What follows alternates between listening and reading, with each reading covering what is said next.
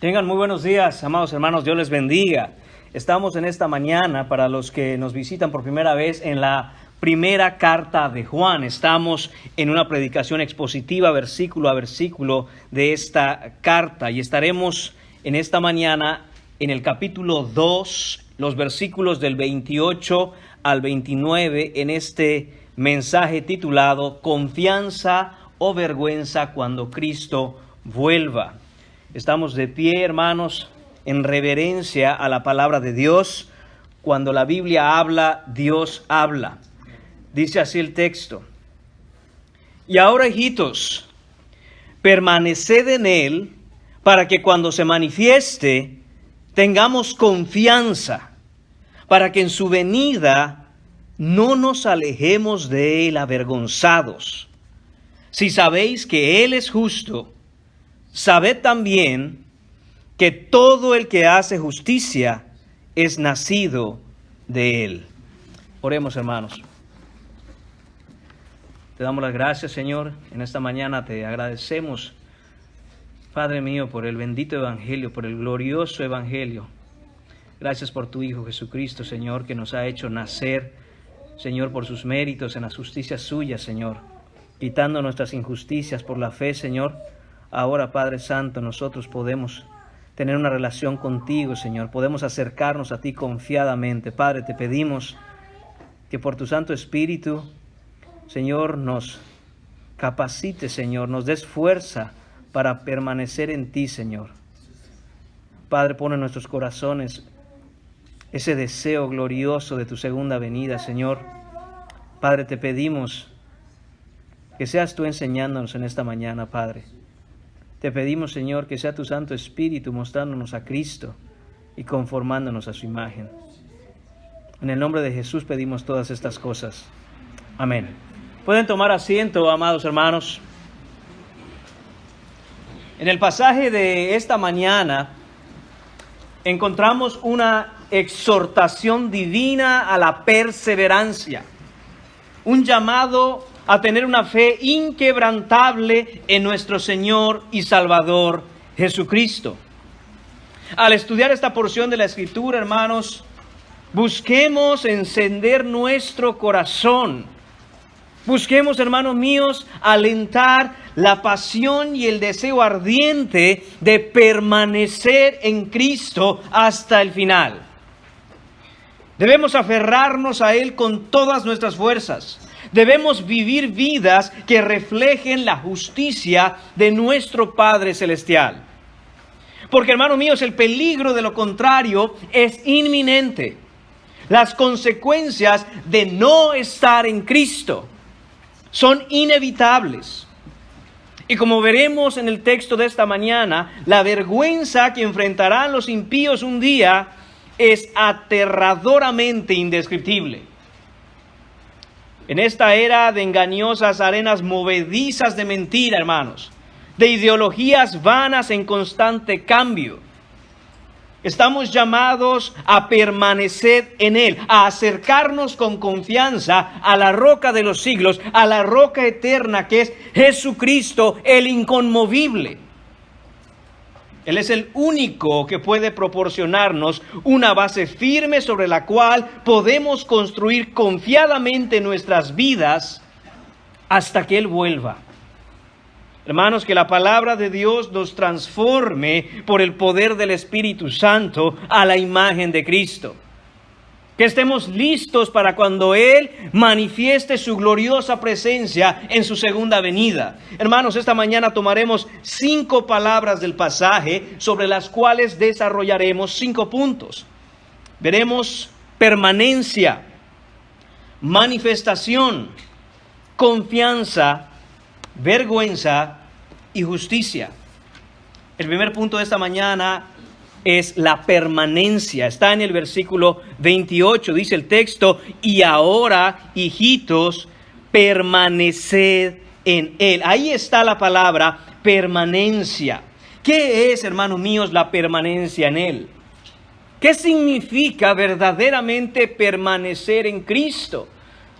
Los que hemos escuchado todos los mensajes anteriores, estaremos de acuerdo en que Juan está haciendo un énfasis nuevamente a permanecer en Él. Empieza este versículo diciendo, y ahora, lo que quiere decir, en conclusión, dicho lo anterior, por consiguiente, Juan quiere que pensemos en lo que él ha hablado y nos está diciendo, solo hay una conclusión lógica a todo lo que hemos escuchado. Hijitos, dice, usando esa palabra de cariño para los creyentes, hijitos, permaneced en Él.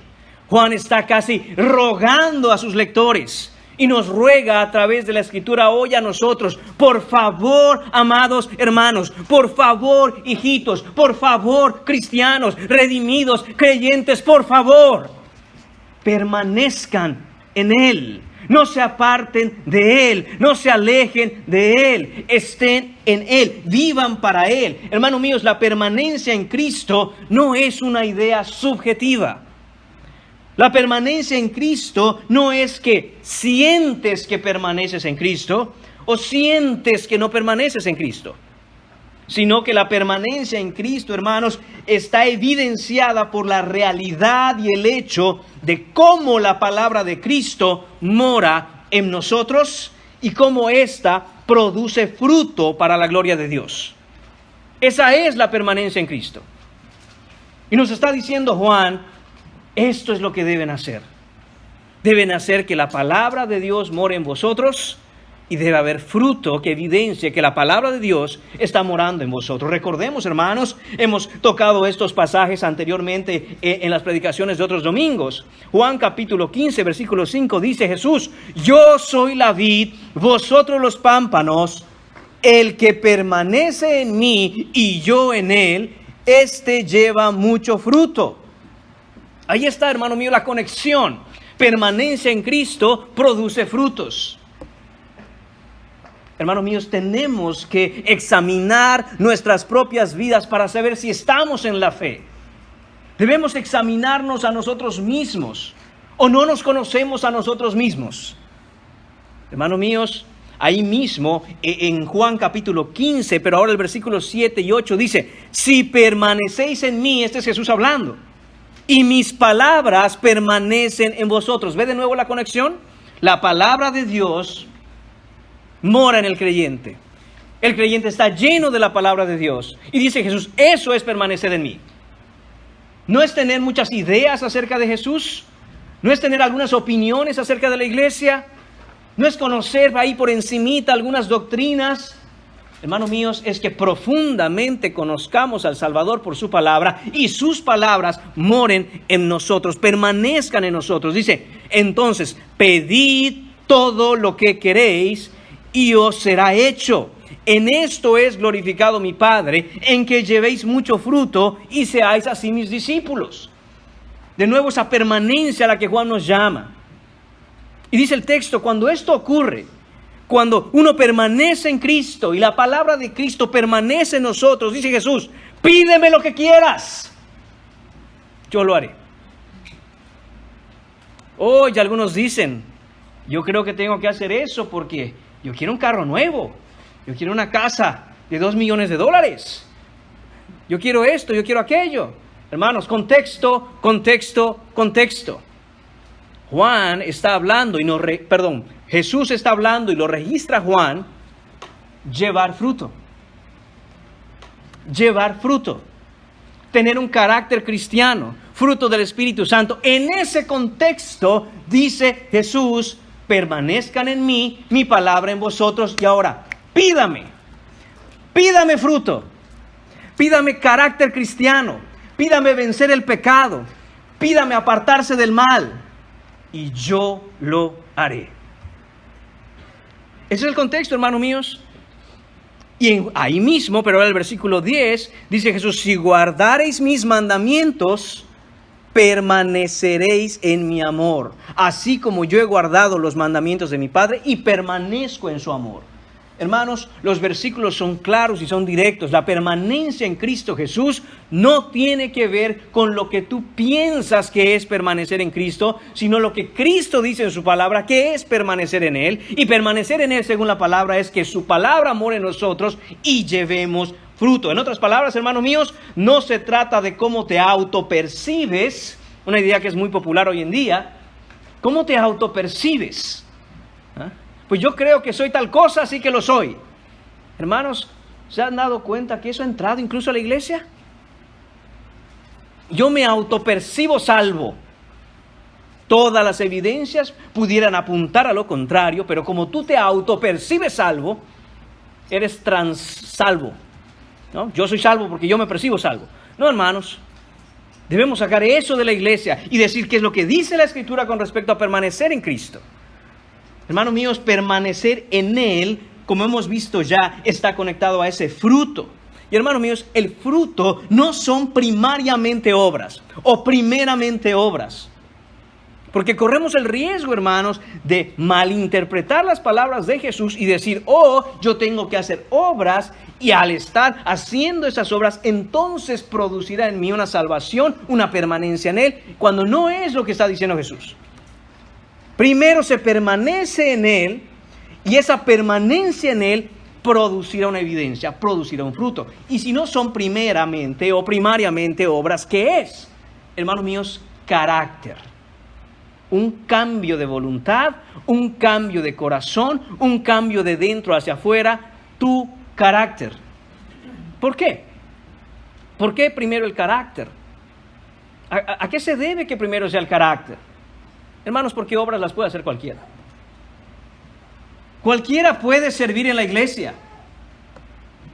No cualquiera debe servir en la iglesia, pero cualquiera puede.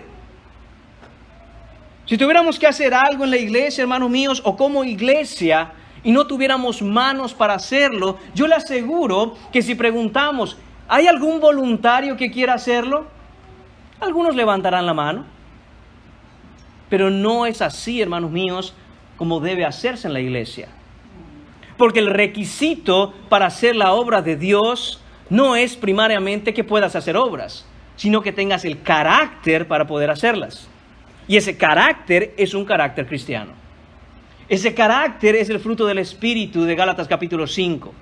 Amor, mansedumbre, paciencia, paz, fe. Hermanos míos, solo imagine qué va a pasar cuando una persona que no tiene carácter cristiano, que no ha sido transformado de dentro hacia afuera por el Espíritu Santo, no ha permanecido en Cristo y no tiene el carácter cristiano, lo pongas a servir. Porque servir, hermanos míos, en la iglesia es servir a otros pecadores. ¿Qué es lo que crees tú que va a pasar? Enseguida, aquella persona que no ha permanecido en Cristo y que no tiene un carácter cristiano, sacará el verdadero carácter que tiene. Y se darán cuenta. Y empiezan los problemas. Porque no hay un carácter cristiano. Primeramente el carácter. Y ese carácter, ese nuevo corazón, esa nueva voluntad, entonces producirá también obras, pero esas obras están conectadas a hacerlas en el carácter de Cristo.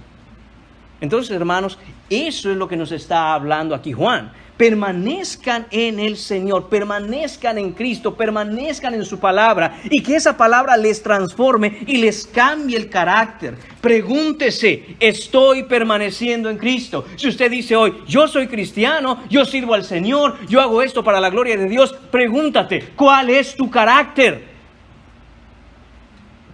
¿O el primer problema con el otro pecador que tienes que servir? Te enciendes en furia.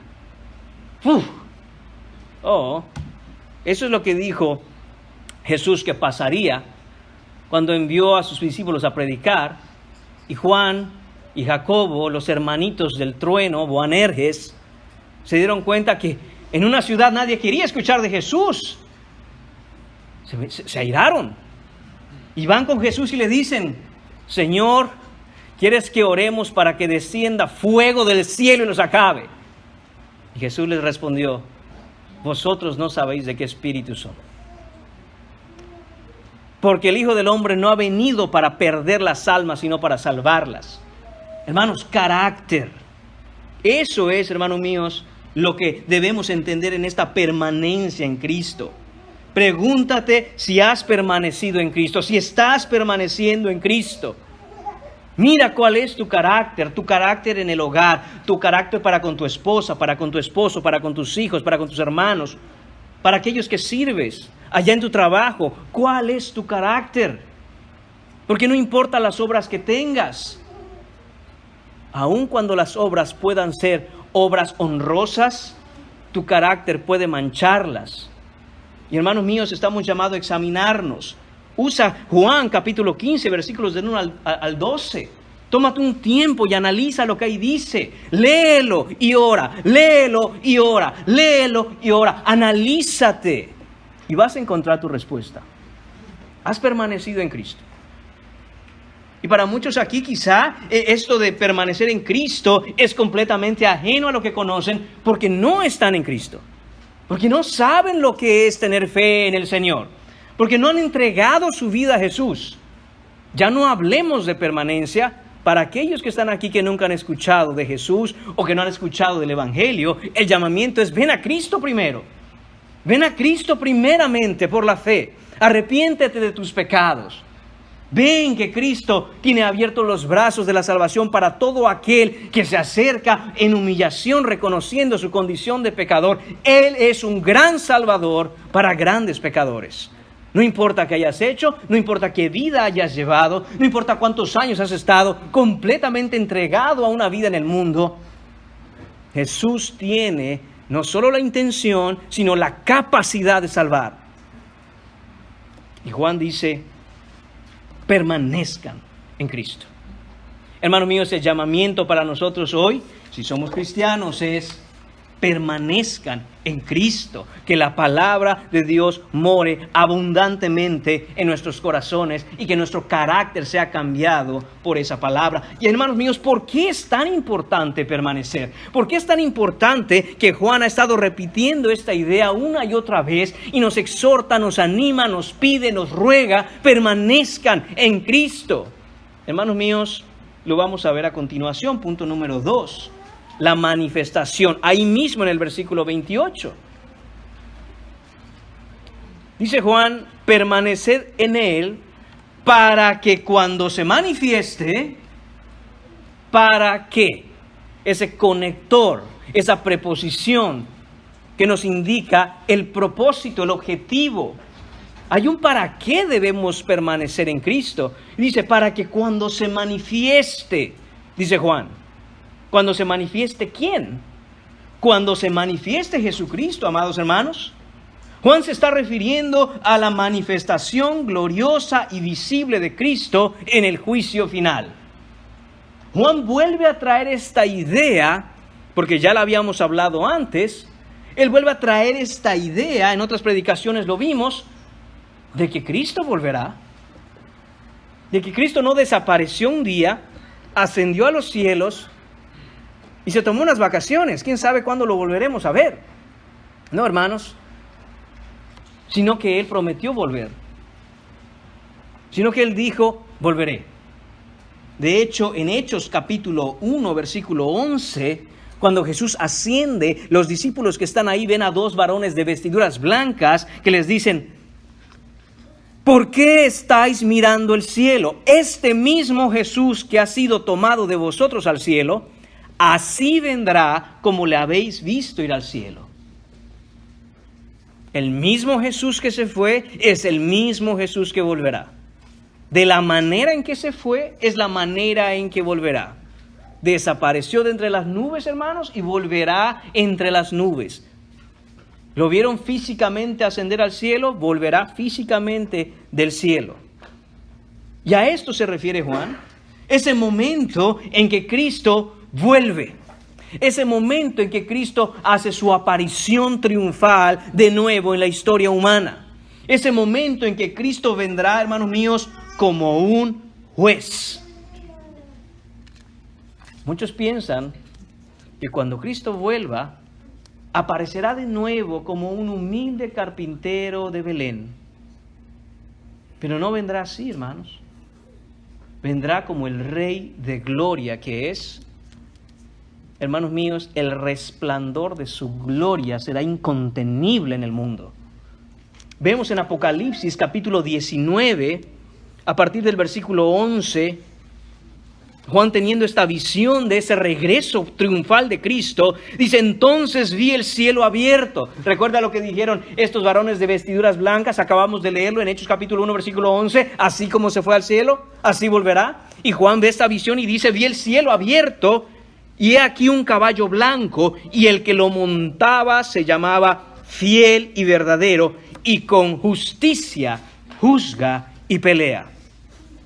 Dice el versículo 12: sus ojos eran como llama de fuego, y había en su cabeza muchas diademas, y tenía un nombre escrito que ninguno conocía sino él mismo. Estaba vestido de una ropa teñida en sangre, y su nombre es el Verbo de Dios. El mismo Juan, quien escribió el Evangelio de Juan, dice en el capítulo 1, versículo 1, que en el principio era el Verbo, era la palabra, era Cristo, y el Verbo era con Dios, y el Verbo era Dios. Y ahora lo ve regresar en gloria. Dice: los ejércitos celestiales, versículo 14, vestidos de lino finísimo, blanco y limpio, le seguían en caballos blancos. De su boca sale una espada aguda para herir con ella las naciones, y él las regirá con vara de hierro, y él pisa el lagar del vino del furor y de la ira del Dios Todopoderoso. Y en su vestidura y en su muslo tiene escrito este nombre. Y la Biblia lo pone todo en mayúsculas: Rey de Reyes y Señor de Señores. Y dice Juan: permanezcan en Él. Permanezcan en Él. Porque va a venir de nuevo. Porque va a haber una manifestación. Juan usa la verdad de la manifestación de Jesús, que un día ocurrirá, como el motivo que debe impulsarnos a los cristianos primariamente a permanecer en Él, a permanecer en su palabra, a estar seguros de que estamos siguiendo a Cristo, porque Él vuelve, y Él vuelve como un juez. Esperar la segunda venida de Cristo, hermanos, debe producir en nosotros el querer vivir de tal manera que estamos listos para que Él regrese en cualquier momento que Él quiera. Así estás viviendo. Si en este momento se abrieran los cielos y se apareciera Jesucristo, ¿cómo te sentirías? Listo, Señor. He permanecido en ti, he permanecido en tu palabra, he sido transformado por la verdad de tu glorioso evangelio. Señor mío, te he estado esperando todo este tiempo. Así te sientes. Porque eso es lo que quiere que sientas. La intención con que Juan escribe: permanezcan para que en su manifestación, para que cuando venga esta manifestación pase algo. Esta expectativa motivaba, hermanos míos, a los cristianos de la iglesia primitiva a vivir vidas en rectitud, en santidad, en justicia, en verdad. Y debemos motivarnos también nosotros hoy, en el año 2023, en Iglesia Bautista Trinidad. Todos los cristianos de hoy deben motivarse por la segunda venida de Cristo. Pareciera, hermanos míos, que el cristianismo moderno ha olvidado la realidad de que vuelve Cristo. Y es como un tema del que no queremos hablar, vivimos nuestras vidas y sí nos preocupa más qué va a pasar con nuestra vida el día de mañana. ¿Tendré trabajo? ¿No tendré trabajo? ¿Tendré casa? ¿No tendré casa? ¿Tendré para pagar los biles o no tendré? Y nunca pasa por nuestra mente un momento. La pregunta es: ¿estoy listo para cuando Cristo vuelva? Porque Cristo vuelve y no sabemos cuándo es. Jesús mismo enseñó, hermanos míos, en aquella parábola de las vírgenes, que habían unas que estaban preparadas y unas que no. Nos llama a estar preparados como las vírgenes sensatas que estuvieron preparadas esperando al novio. No como aquellas que luego dijeron: nos quedamos sin aceite, ¿qué hacemos? No, pues ustedes váyanse a comprar. Porque las sensatas no les van a dar del aceite a las insensatas, a las que no fueron diligentes, a las que no permanecieron. Y yéndose ellas, llega el Señor, entra a las bodas y ellas se quedan afuera. ¿Cómo estás tú en este sentido? ¿Estás preparado para la manifestación en su segunda venida, sea cuando sea que esto ocurra? Ahora, ¿qué va a suceder cuando Cristo vuelva? Porque nos dice Juan, permaneced en Él para que en su manifestación, hablando de la segunda venida de Cristo, algo va a suceder, hermanos. Y en realidad es que no es que debamos enfocarnos tanto en qué es lo que va a suceder. La pregunta que debería, hermanos míos, captar nuestra mente, capturar nuestro corazón es, ¿qué va a hacer Cristo cuando Él regrese? Porque si usted se da cuenta, muchas veces la idea de la segunda venida de Cristo se resume básicamente en qué acontecimientos catastróficos ocurrirán en el planeta en su segunda venida. Y se habla de todo, de terremotos, de guerras, de hambres, de eventos cataclísmicos en los cielos. Pero eso no es el punto. El punto es la persona que viene. Viene Cristo. Usted se imagina que usted ha estado esperando que le visite un pariente. Usted ha estado viviendo aquí muchos años, ¿verdad? Y usted está contento y emocionado porque tal vez esa persona que usted quiere ver va a venir de su país a visitarle. Usted se pone a hablar, ¿sabes en qué avión va a venir? ¿Sabes cómo es la silla donde él se va a sentar en ese avión? ¿Sabe qué maleta va a traer cargando? No, hermanos, usted no se preocupa por esos detalles. Usted se enfoca en la persona que viene. Hermanos, del mismo modo, no debemos enfocar nuestra mente y echar a volar nuestra imaginación más allá de la Biblia en cuanto a detalles, hermanos, que si bien muchos de ellos pueden estar anunciados en la Escritura, no es el punto enfocarse en ellos, sino enfocarse en aquel que viene en medio de todo eso. Hermanos, entonces, ¿qué va a hacer Cristo una vez que regrese? ¿Qué es lo que va a suceder cuando Él haga su entrada triunfal al final del tiempo, al final de la historia humana? ¿Qué hará Cristo? Hermanos, hará una de dos cosas. Él causará una de dos cosas en las personas de este mundo. Por un lado, algunos tendrán confianza. Por otro lado, algunos tendrán vergüenza. Y esos son los puntos 3 y 4 de esta mañana. Empecemos a hablar del punto número 3 ahora. Confianza, la confianza.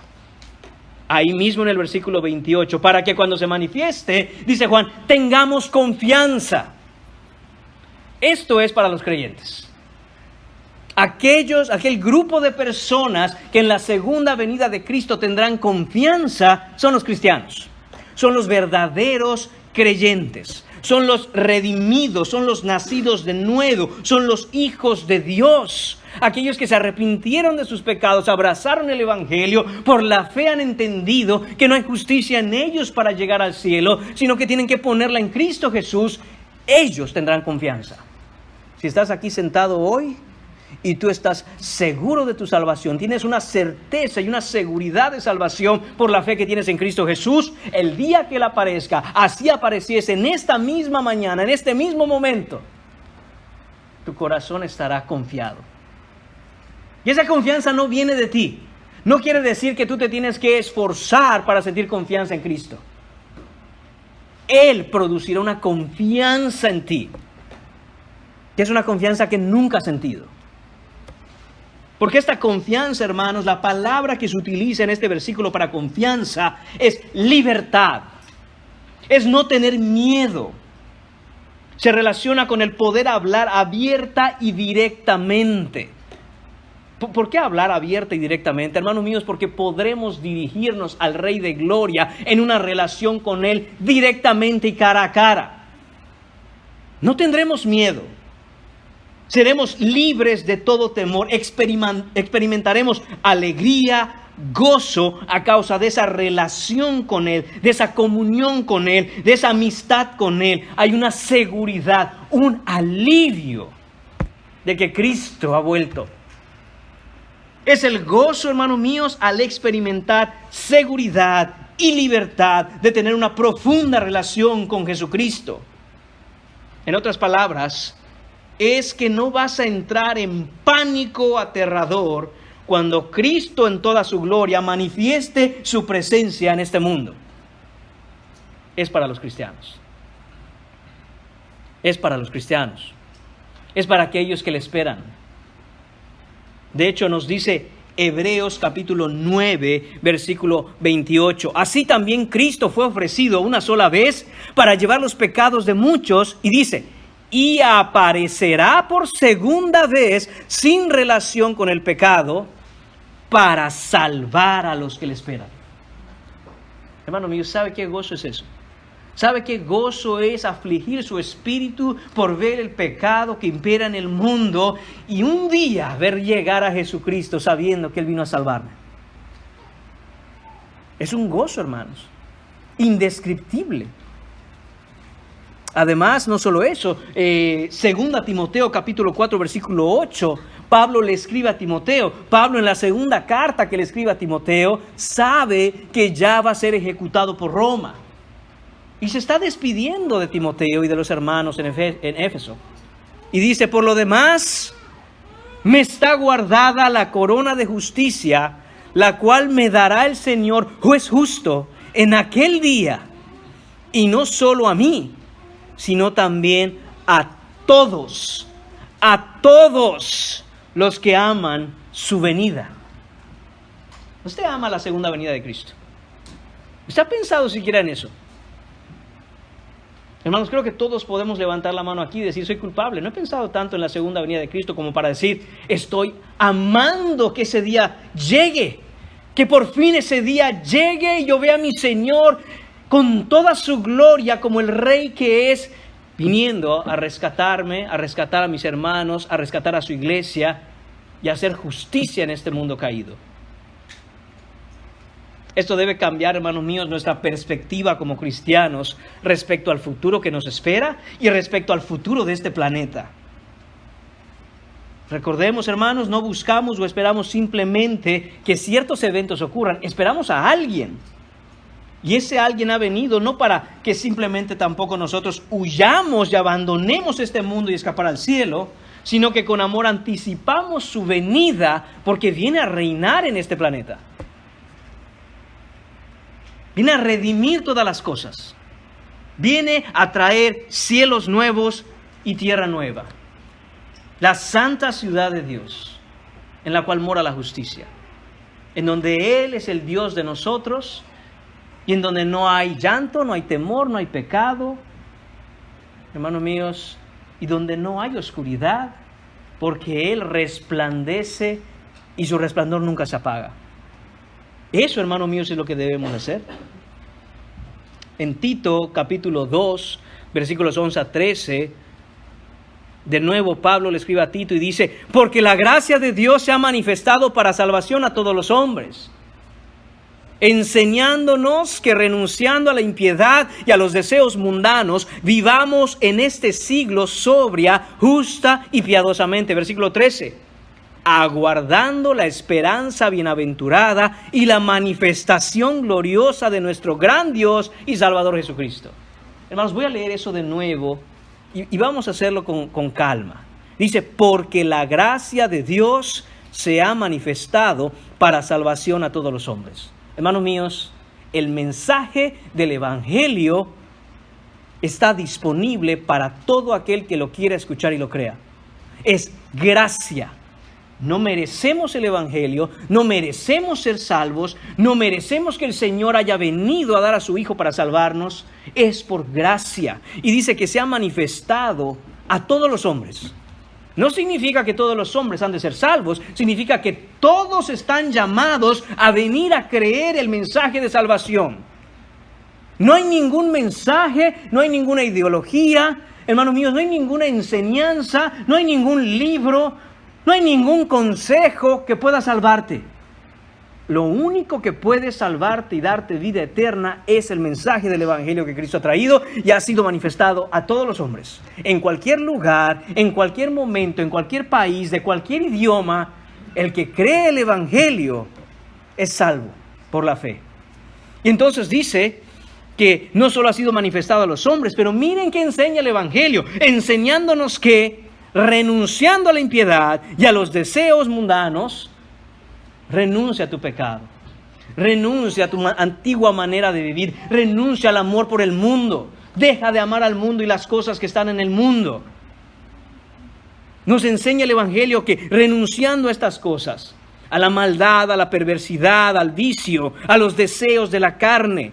¿Qué dice ahora? Que vivamos en este siglo, que vivamos en este mundo, que no somos del mundo, pero estamos en el mundo, sobria, justa y piadosamente. Hermanos, esta es una definición en Tito de la vida del cristiano. Escuchó el Evangelio, lo creyó, está siendo enseñado por la palabra a dejar el pecado y el amor por el mundo y a vivir de manera sobria, justa y piadosa. Esa es la vida del cristiano. ¿Pero qué tiene que ver esto con la segunda venida? O, además, dice, aguardando la esperanza bienaventurada y la manifestación gloriosa de nuestro gran Dios y Salvador Jesucristo. Quiere decir que en esa vida que ahora el cristiano tiene, en donde ha abandonado el pecado y el amor por el mundo, está viviendo una vida honrosa a Dios, y mientras está en este planeta, está esperando la manifestación gloriosa de nuestro gran Dios y Salvador Jesucristo. Hermanos, esto es de gratis, dicho sea de paso. Si alguien le pregunta, ¿dónde dice en la Biblia que Jesús es Dios? Aquí, nuestro gran Dios y Salvador Jesucristo. Directamente y claro. Si alguien le dice, no, Jesús no es Dios, pues tú no has leído Tito capítulo 2, versículo 13, ahí está claramente. Uno de los versículos que lo dice, porque hay otros. Directamente. Sin darle vueltas, ahí está. Entonces, hermanos, esto es lo que va a suceder con los cristianos el día de la manifestación de Cristo. Confianza. Van a experimentar, hermanos míos, experimentaremos esa libertad, esa seguridad, esa satisfacción, ese gozo de que nuestro Señor ha regresado. Pero no todos experimentarán confianza. Eso es para los creyentes, eso es para los cristianos. Punto número 4. Hay quienes experimentarán vergüenza. En contraste a esa confianza que tendrán los cristianos, los genuinos creyentes, los nacidos de nuevo, tenemos también el otro lado de la misma moneda. La vergüenza, hermanos. Dice el versículo 28, para que en su venida no nos alejemos de Él avergonzados. Él es Cristo. Y Juan dice, permanezcan en Él, porque cuando Él venga, si han permanecido tendrán confianza, pero si no han permanecido, experimentarán vergüenza. Juan nos exhorta a esta permanencia en Cristo, porque no quiere, amados hermanos, que ese día nos alejemos de Él con una profunda vergüenza cuando Él se manifieste por segunda vez. La idea es que cuando Cristo regrese, hermanos, los que no permanecieron en Él se alejarán llenos de temor. Es lo contrario de la confianza. Es lo contrario de sentir gozo, libertad, paz. Es todo lo contrario. Aquellos que no están en Cristo, lo que experimentarán, hermanos, es un indescriptible terror. En el contexto de la carta, aquí Juan se está refiriendo a aquellos anticristos, aquellos falsos maestros, aquellos falsos hermanos, aquellos que estaban entre nosotros, pero salieron de nosotros porque no eran de nosotros. Los falsos cristianos son verdaderos incrédulos. Por extensión, todos, hermanos míos, que no estén en Cristo experimentarán esto. Y es que no solo los cristianos veremos a nuestro Señor. En Apocalipsis capítulo 1, vemos que todo ojo le verá. Dice el versículo 7, he aquí que viene con las nubes y todo ojo le verá, y los que le traspasaron y todos los linajes de la tierra harán lamentación por él. Entonces, hermanos, aquellos que en la segunda venida de Cristo no hayan permanecido en Él, no hayan puesto su fe en Jesús, no hayan venido para ser salvos de la ira, experimentarán vergüenza. Y esta palabra vergüenza es, hermano mío, mucho más profundo que simplemente decir, ay, no quiero ver a Cristo, qué pena con Él, la verdad es que yo no creía en Él. No, hermanos, no es eso lo que quiere decir la palabra vergüenza aquí. La idea es alejarse, lleno de miedo. Son dos palabras en la traducción al español, alejarse y avergonzarse. Sin embargo, en el original es una palabra que encierra y conlleva esta idea. Huir rápido a esconderse, lleno de miedo y turbación. Hermanos, yo sé que estos versículos aplican a algunas personas aquí. Y no quiero desaprovechar la oportunidad para hacer el llamamiento a que huyan de la ira venidera.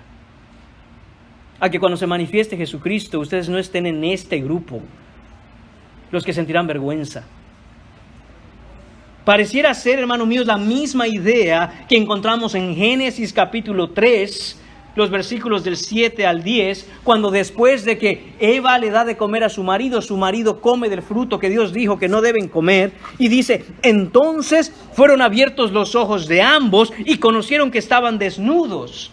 Ahí no aparece directamente la palabra vergüenza, pero todos los comentaristas afirman que el estar desnudos implica que Adán y Eva estaban avergonzados de sí mismos cuando antes de pecar no lo estaban.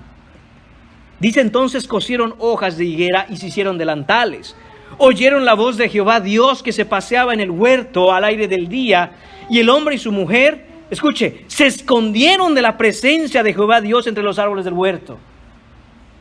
Tuvieron miedo de Dios. ¿Quién le tendría miedo a alguien que es bueno? Hermanos míos, el único que tiene miedo a alguien que es bueno es alguien que es malo. Porque otro bueno no le tiene miedo a alguien bueno. Ahora están llenos de pecado, Adán y Eva. Y dice, versículo 9, mas Jehová Dios llamó al hombre y le dijo, ¿dónde estás tú? Y él respondió, oí tu voz en el huerto y tuve miedo porque estaba desnudo y me escondí. Note los 4 elementos que hay en la afirmación que hace Adán. Oí tu voz en el huerto. Él sabía que Dios lo llamaba. Él no ignoraba quién era Dios. Segundo, tuve miedo. Tercero, estaba yo desnudo, vergüenza, y me escondí. Se alejó del Señor. Un día, hermanos míos, esto que vemos en Génesis capítulo 3 se repetirá a escala global cuando Dios venga y diga, ¿dónde estás tú, hombre? Vine a ajustar cuentas. Y los que no están en Cristo oirán la voz de trueno de Dios y tendrán miedo y huirán avergonzados y se esconderán. Hermanos míos, la manera en que Génesis lo describe es apenas, hermanos, apenas ver a Dios en su misericordia tratando, queriendo, teniendo la intención de hacer las paces con el hombre. Desde Génesis ha tenido el Señor compasión, paciencia y ha extendido gracia. Pero el libro se acaba y llegamos a Apocalipsis. Y el tiempo se acaba. Y entonces, en la segunda venida del Señor, se acabó el tiempo de la gracia. Ya no los vestirá el Señor como vistió a Adán y Eva con pieles de animales para cuidarlos. Porque han tenido tiempo, porque se les ha advertido, porque se les ha anunciado. Vemos en Apocalipsis capítulo 6, en versículos 15 al 17. Y los reyes de la tierra, y los grandes, los ricos, los capitanes, los poderosos, y todo siervo y todo libre. Note esto. Desde el rey, desde el hombre más poderoso que hay en la tierra, desde el presidente con más dominio en el mundo, hasta la persona más humilde, hasta el siervo más insignificante. Hermanos míos, no habrá distinción de clases sociales, no habrá personas VIP. Todos, dice, se escondieron en las cuevas y en las peñas de los montes, y decían a los montes y a las peñas: caed sobre nosotros y escondednos del rostro de aquel que está sentado sobre el trono y de la ira del Cordero, porque el gran día de su ira ha llegado, y ¿quién podrá sostenerse en pie? Hay un grupo que sentirá vergüenza. Hay un grupo que sin Cristo, si continúa sin Cristo, en su segunda venida, clamará que una montaña le caiga encima, pero que Dios no lo encuentre. El problema, hermanos, es que nadie se puede esconder de Dios. El problema, hermanos, es que nada se le va a perder a Dios. Todos tenemos agendada una cita delante del juez. Y no hay manera de cambiarla, no hay manera de retrasarla, no hay manera de evitarla. Hermanos míos, nos presentaremos delante del tribunal de Cristo a dar cuentas. Y Cristo sabe que nosotros nunca vamos a ir, así que Él viene a buscarnos. ¿En qué grupo estás tú?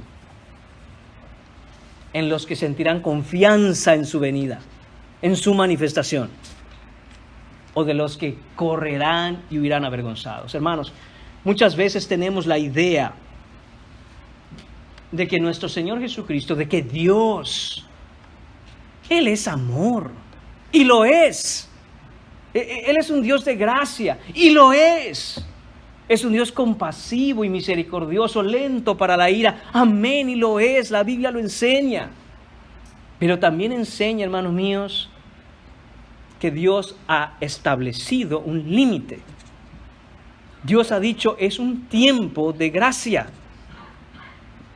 En Isaías capítulo 61 vemos que Jesús cita, cuando está en Lucas capítulo 4 y está en la sinagoga, abre el rollo que le fue dado ese día y lee Isaías 61, porque el Espíritu de Dios está sobre mí, me ha ungido para anunciar las buenas nuevas a los pobres, libertad a los cautivos. Y él termina diciendo, esto se ha cumplido delante de vuestros ojos, hoy. Hermanos, si usted checa Isaías capítulo 61, usted notará algo muy interesante con respecto a qué es lo que Jesús cita, en el sentido de que hay un versículo completo y sin embargo Jesús no lo dice todo. Isaías 61, versículo 1 dice: el Espíritu de Jehová, el Señor, está sobre mí, porque me ungió Jehová, me ha enviado a predicar buenas nuevas a los abatidos. Jesús diciendo, me ha enviado a predicar el Evangelio, predicar buenas nuevas. Dice, a vendar a los quebrantados de corazón, a publicar libertad a los cautivos y a los presos apertura de la cárcel, a proclamar el año de la buena voluntad de Dios. Ahí para Jesús. Dice Jesús, me ha mandado el Señor, me ha enviado Dios y me ha ungido para esto. Él es el Mesías, eso significa ungido.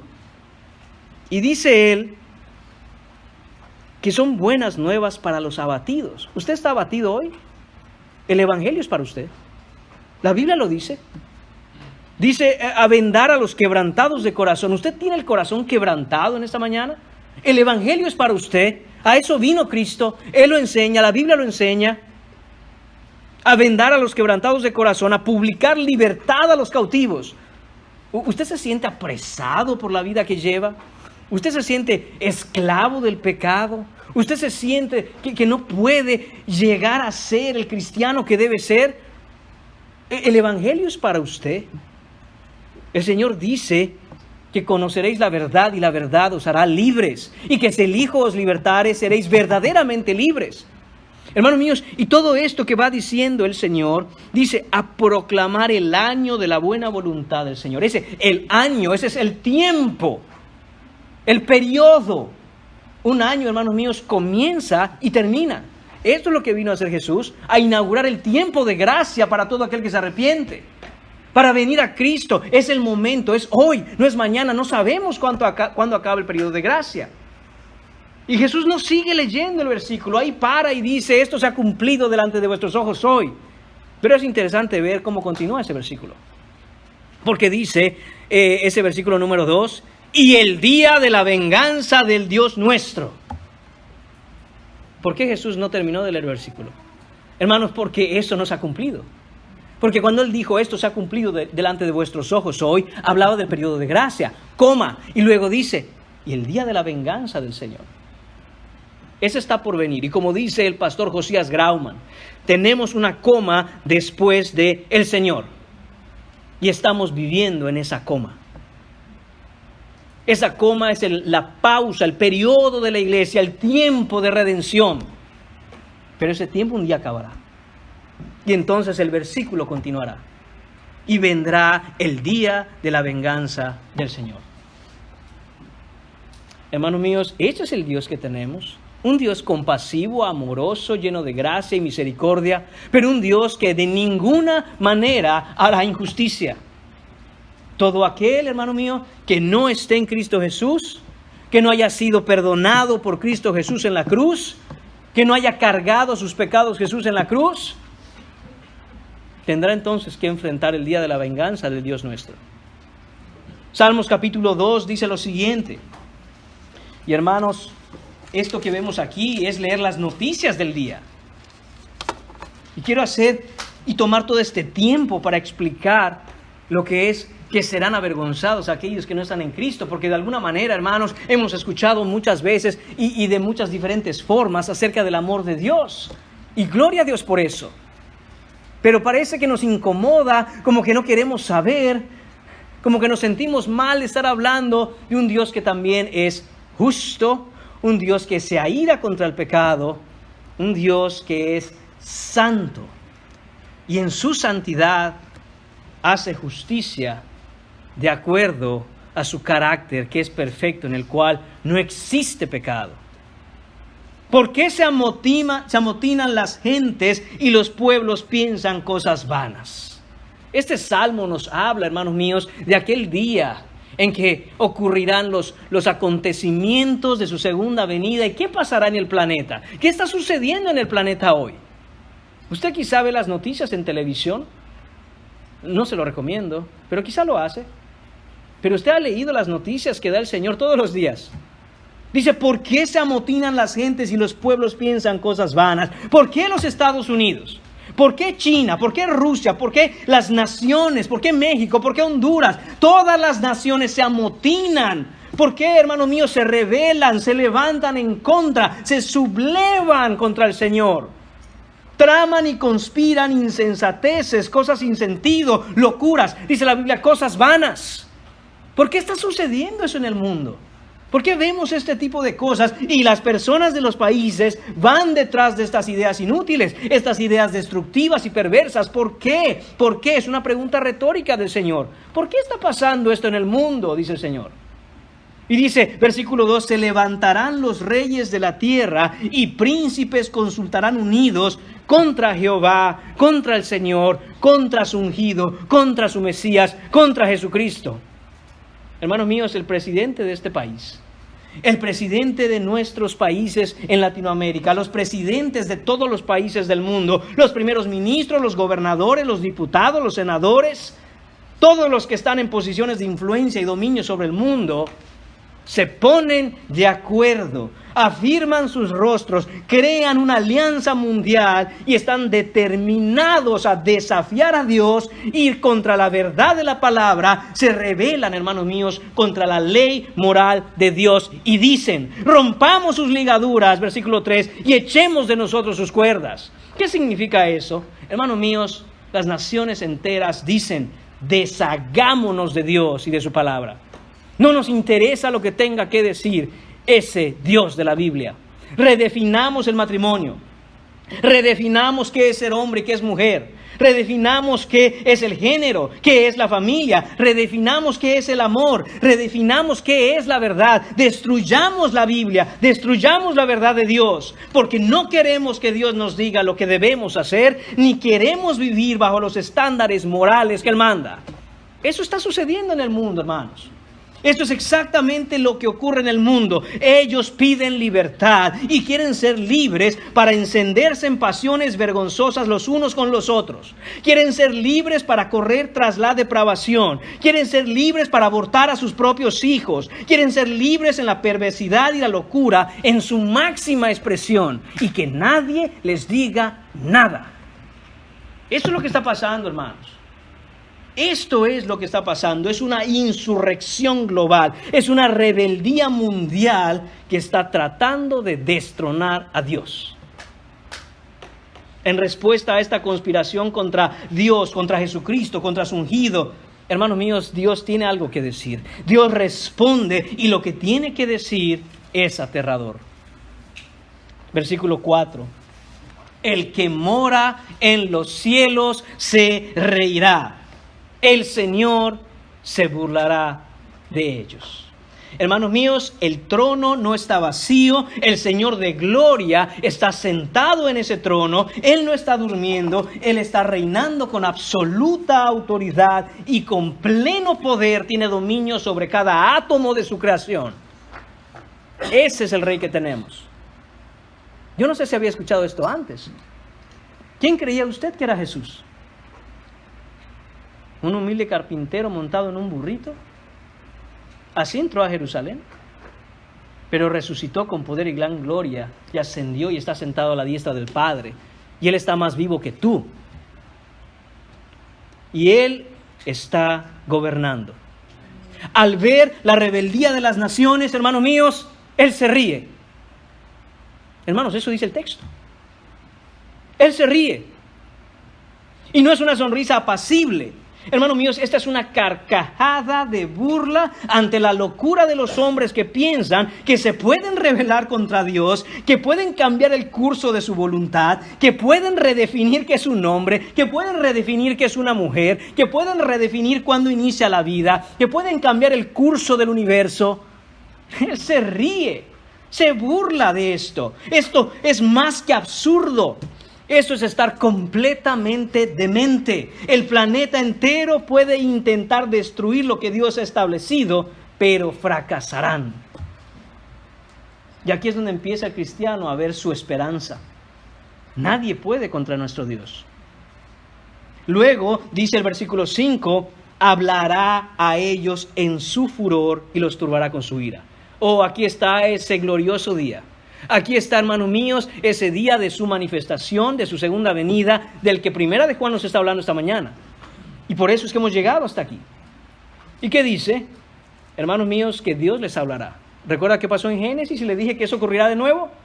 Pues aquí en Salmos capítulo 2, versículo 5 nos dice que Él hablará en su furor y los turbará con su ira. La risa, hermanos míos, de Dios acabará y se convertirá en furia, en santa y justa ira. Y directamente se dirigirá a ellos. Les hablará con voz de trueno y con una respiración de furia. Eso significa que les hablará en su furor. Hermanos míos, todo el planeta se turbará. Todos quedarán completamente conmovidos y atemorizados y huirán aterrorizados a esconderse, como nos dice Apocalipsis, y se alejarán avergonzados. Porque el Señor dice, yo he puesto mi rey sobre Sión, mi santo monte. En oposición, hermanos míos, a los deseos e intenciones del hombre de ser dioses y redefinir todo lo que Dios ha hecho. Dios Padre ha puesto a Dios el Hijo, Jesucristo, como el soberano de la creación. Y el universo no se rige, hermanos míos, por una democracia, no se rige por una monarquía, sino por el reinado del Mesías, Jesús, el Rey de Gloria. Y Él vendrá a recordarlo, no solo a recordarlo, hermanos, pero a hacernos saber efectivamente que Él está reinando. Y entonces aquí en el versículo 7 habla Jesús y dice, yo. Hay un cambio de persona aquí. Ya no es Dios Padre hablando, es Dios el Hijo, es una plática en la Trinidad y dice, yo publicaré el decreto. Jehová me ha dicho, mi hijo eres tú, yo te engendré hoy. Hermanos míos, Dios el Hijo ha venido a establecer dominio en la tierra por la palabra del Padre, ha venido a anunciar el decreto de Dios y sus propósitos eternos. Él es el Hijo engendrado, y eso se refiere a su concepción milagrosa, a su encarnación, su perfecta vida sin pecado, su crucifixión, su sepultura, su resurrección, su ascensión y su coronación. Él es el Mesías y no hay otro. Él es el enviado y ungido de Dios y no hay otro. Y el Padre le dice, pídeme y te daré por herencia a las naciones y como posesión tuya los confines de la tierra. Dios el Padre le ha dicho al Hijo, hijo mío, pídeme las naciones. Pídemelas y te las entrego todas en tus manos. Hermanos míos, la idea aquí es que Jesús se las pidió. Dámelas, Padre. Y el Señor se las entregó en sus benditas manos. Y el Señor se las dio. El Padre le dio a su Hijo todas las naciones, todos los confines de la tierra. ¿Y qué va a pasar con toda esta gente que se rebela contra Dios en su segunda venida y no están en Cristo y están tratando de poner el mundo patas para arriba? Oh, versículo 9, los quebrantarás con vara de hierro, como vasija de alfarero los desmenuzarás. Hermanos míos, esto es lo que el Padre le ha encargado al Hijo. Hermanos míos, el Padre encarga, el Hijo ejecuta. Cristo vendrá por segunda vez a consumar su reino con autoridad, con poder y gran gloria, y toda la locura de la depravación de los reinos será exterminada, aniquilada, despedazada, regirá a las naciones con el cetro de su justicia. Hermanos míos, por eso es que el cristiano espera la venida de Cristo con tantas ansias, porque añora en su corazón el ver un mundo en donde reine la justicia de Dios. ¿No está cansado usted de todo lo que pasa en su país? Asesinatos, violaciones, robos, hambrunas, corrupción, narcotráfico. ¿Quién acabará con eso? ¿El próximo presidente? ¿El de la derecha? ¿El de la izquierda? ¿El del partido azul? ¿El del rojo? ¿Quién acabará con todo eso? Hermanos míos, Jesucristo cuando vuelva. Solo Jesucristo cuando vuelva. Él es el Rey. Hermanos, el Señor no solo regirá las naciones con el cetro de su justicia, sino que destruirá a todos los que hacen iniquidad. Cuando vemos aquí que dice, como vasija de alfarero los desmenuzarás, hermanos, esta idea es tremenda. Esto significa que los hará pedazos, que los romperá, los devastará, los aplastará. La idea de desmenuzar, hermanos míos, es agarrar una vasija de barro y un mazo enorme y de un solo golpe convertir esa vasija en polvo. En un instante. ¿Alguna vez ha visto usted una hormiguita caminando? Y usted se para sobre ella y luego arrastra el zapato. Y usted mira a ver dónde acabó la hormiga. Y desapareció. Como por arte de magia. La hormiguita estaba, la hormiguita ya no está. Esa es la idea aquí, hermanos. Que cuando Cristo vuelva, los desmenuzará como una vasija de alfarero. Como una cosa tan frágil, como algo que se cae y se rompió. Pero más que eso, será polvo. Eso es lo que está diciendo el Señor acá. Hermanos, y es que esto ha llegado al colmo de los colmos y Dios Padre, el Señor, dice, ha sido suficiente, se acabó, basta con esta locura. Versículo 10 a 12 dice lo siguiente: ahora pues, oh reyes, sed prudentes, admitid amonestación, jueces de la tierra, servid a Jehová con temor y alegraos con temblor, honrad al Hijo para que no se enoje y perezcáis en el camino, pues inflama de pronto su ira. Bienaventurados todos los que en él confían. Hermanos míos, estos versículos del 10 al 12, en su amor, en su misericordia, Dios amonesta y hace un llamado al arrepentimiento. Hermanos míos, versículos del 10 al 12 son la gratuita oferta de la gracia y el perdón para todos aquellos que se arrepienten y en él confían. Así como el Señor mandó, hermanos míos, a Jonás, a Nínive, y Jonás iba diciendo, de aquí a 40 días Nínive será consumida. Así estamos viviendo, hermanos, en este mundo los últimos 40 días que nos quedan. No literales, por supuesto. Ya ha mandado el Señor a sus siervos, a sus predicadores. La palabra de Dios habla por sí misma y dice: arrepiéntanse, que este mundo será consumido. El Señor nos está llamando hacia Él. No que huyamos de Él, sino que huyamos hacia Él. No que busquemos refugio en algún lugar de Él, sino que vayamos a Él a encontrar nuestro refugio. Nos llama a Él para extendernos gracia, compasión, amor, perdón, vida eterna. Sirvan a Dios, nos dice el Salmo. Honren al Hijo, vivan para Él, entreguen sus vidas para Él. Bienaventurados todos son los que en Él confían. Bendecidos, dichosos, salvos de la ira, todos los que en Él confían. Esta es la invitación al Evangelio, hermanos. En contraste a aquellos falsos creyentes que no le conocen, en contraste a aquellos que no quieren venir a Dios, hermanos míos, Dios dice: vengan verdaderamente, acerquémonos confiadamente al trono de la gracia para alcanzar misericordia y hallar gracia para el oportuno socorro. Hebreos 4:16. Hermanos, esta es la vergüenza que le espera a los que no están en Cristo. ¿Estás tú en Cristo hoy? ¿Tendrás confianza o vergüenza? ¿Y cómo lo sabes? ¿Cómo sabes verdaderamente que tú estás en Cristo y serás de aquellos que tendrán confianza?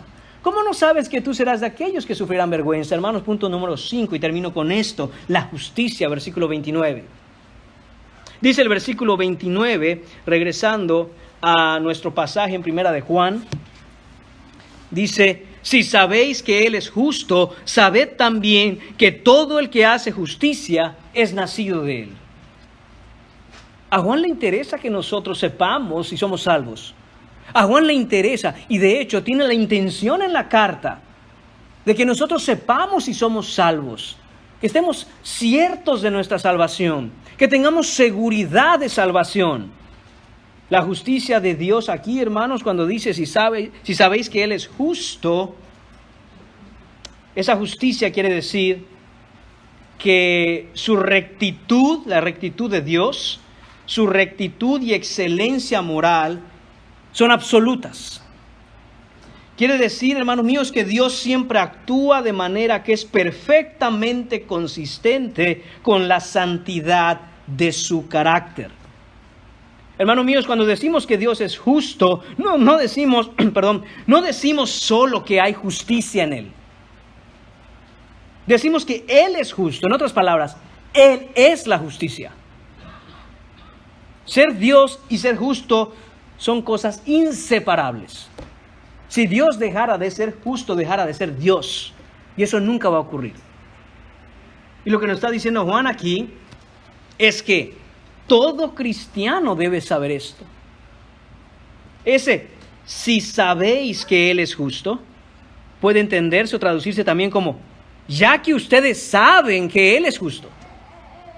Entonces, ¿qué sucede? Por consecuencia, tienen que saber que también todo el que es nacido de Él hace justicia. Y ahí está, hermanos míos, la clave para saber si tenemos seguridad de que en su segunda venida nosotros tendremos confianza. Todos debemos saber que el que hace justicia, entonces lleva en sí la evidencia de que ha nacido en Dios, que ha nacido de nuevo en Cristo. Y obviamente cuando vemos la justicia de Dios, que es perfecta, nos preguntamos si la evidencia de salvación en el cristiano es que también tiene una vida en justicia perfecta. Y la respuesta es no, porque somos humanos y no somos Dios. No se refiere a la perfección de nuestra vida, sino a la dirección de nuestra vida.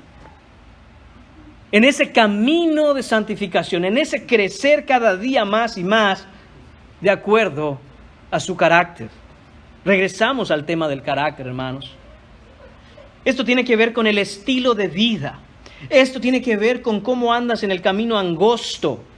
Esto tiene que ver en cómo te conformas al estándar de Dios. poco a poco y continuamente, cada día vas luchando contra el pecado en tu vida, te vas apartando del mundo, eres una nueva criatura, has nacido de nuevo por Dios.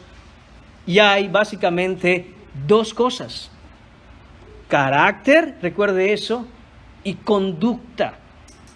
Esos son los dos componentes del fruto del Espíritu. Esos son dos componentes de las evidencias de tu salvación: tu carácter y tu conducta. Primeramente el carácter, que produce una conducta de acuerdo a ese carácter. Solo conducta sin carácter, hermanos míos, es fariseísmo. Es ser vasos que están limpios por fuera, pero sucios por dentro. Es ser sepulcros blanqueados que a la verdad por fuera se ven hermosos, pero por dentro están llenos de putrefacción. No es obras y conducta primero. No es obras y conductas únicamente. Es carácter primero. Pero tampoco es solo carácter. Porque solo carácter, hermanos míos, es antinomianismo. ¿Y qué es eso? Es decir, no me juzgues, yo vivo como yo quiera porque tú no sabes qué hay dentro de mi corazón. No, hermanos. Son dos piernas que mueven el mismo cuerpo. Son dos alas que hacen volar al mismo pájaro. Carácter y conducta. Pero la primera que se mueve es el carácter. Esto es lo que nos dice Juan. ¿Quiere saber cómo usted verdaderamente es salvo? Examine su carácter, examine su conducta. Ambas deben ir de la mano. Y la primera debe producir la segunda, no al revés. Esto de ser nacido de Él, hermanos, es el nuevo nacimiento. Es lo que le explicó Jesús a Nicodemo esa noche. El que no nace de nuevo no puede ver el reino de Dios. ¿Sabes qué necesitas tú en esta mañana si no estás en Cristo? Una sola cosa. Te es necesario nacer de nuevo. Te es necesario nacer de nuevo. Déjame decírtelo otra vez. Te es necesario nacer de nuevo. Si no naces de nuevo, la vergüenza que te espera en el día postrero es indescriptible. ¿Y cómo se nace de nuevo? Creyendo el Evangelio.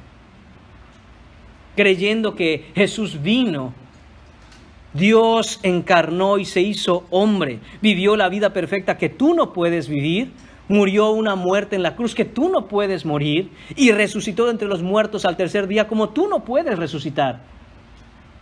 Pero Él por gracia da todo eso a aquel que entrega su vida a Él y renuncia a todo lo demás.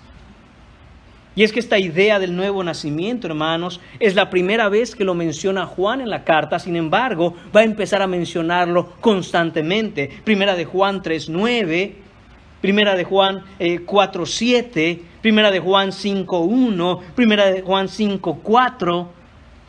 Juan va a empezar a hablarnos ahora de esto, del carácter y de nacer de nuevo en lo que queda de la carta. El verdadero cristiano es aquel que ha nacido de nuevo y aquel que ha nacido de nuevo de Dios por el Espíritu Santo, creyendo en el Evangelio de Cristo, va a crecer en esa justicia, va a crecer en esa naturaleza de Cristo, va a crecer de acuerdo a aquel que lo ha salvado, de aquel que lo ha engendrado, que es Dios Padre. Hermanos, no podemos dejar de lado ni pasar por alto este llamamiento a todos los que estamos aquí, primero a los que hemos creído en Cristo, a permanecer en Él hasta el final. Enciende en tu corazón una pasión y un fuego por Cristo. Que nada te arrebate el gozo de hacer las cosas por el Señor y de entregarte completamente a Él. Pero también no podemos dejar de lado ni pasar por alto, hermanos míos, aquellos que no están en Cristo hoy. Te es necesario nacer del que es justo para entonces tener las justicias de aquel que las ganó por ti en la cruz del Calvario. Ven a Cristo hoy en arrepentimiento y fe, que Él no echa fuera un corazón arrepentido, y no te esperes. Si todo lo que he dicho hoy en esta mañana es mentira, no tienes entonces ningún problema. El problema es mío. El porque daré cuentas de lo que he hablado. Pero si lo que he dicho hoy en esta mañana es la verdad, el problema es tuyo si no te arrepientes. Soluciona ese problema hoy, soluciónalo ya, soluciónalo aquí. El día de salvación es hoy. Oremos.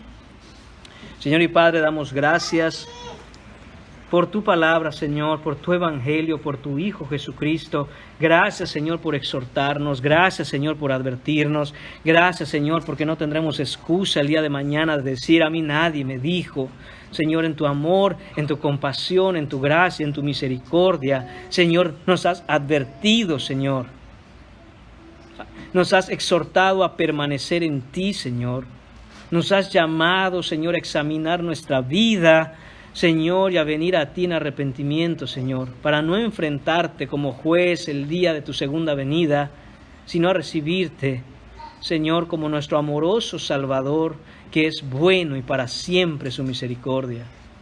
Señor, te pedimos que nos ayudes por tu Santo Espíritu, Señor, a permanecer en ti. Y te pedimos, Señor, que traigas salvación a todos aquellos que el día de hoy aún no han venido a ti y no creen.